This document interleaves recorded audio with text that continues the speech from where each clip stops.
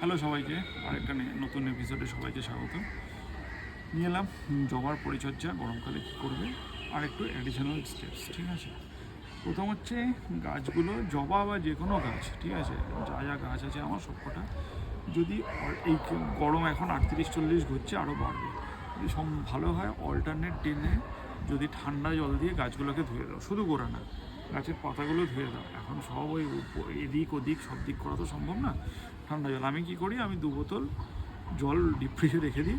তারপর যে আমার 5 লিটার 6 লিটার বা যা 10 লিটার অবধি যে বালতিতে জল দেবো সেটার মধ্যে বোতলগুলো দিয়ে দিই। পুরো জলটাও ঠান্ডা হয়, ও বরফটা যেই বলে মানে জল হয়ে যায় সেটা মিশিয়ে আমি সব গাছে দিই। ঠিক আছে, ঠান্ডা জলটা দিলে গাছের ভালো হয়, স্ট্রেস নেওয়ার ক্ষমতা বাড়ে, গরমে একটু রিল্যাক্স হয়। ঠিক আছে, এটা এক। আর দ্বিতীয়ত হচ্ছে গরমকালে কুড়িগুলো ছাঁটাই করতে হবে। ঠিক আছে, একটু দেখাই, এই জায়গাটাকে ফোকাস করো বলছি। এই ধরনের কুলিতে যখন কালার এসে গেছে না, এগুলো ছিঁড়ে খুব লাভ নেই, কারণ গাছ তার এফোর্ট দিয়ে দিয়েছে এটা বানানোর জন্য। এটাও মোটামুটি ঠিক আছে।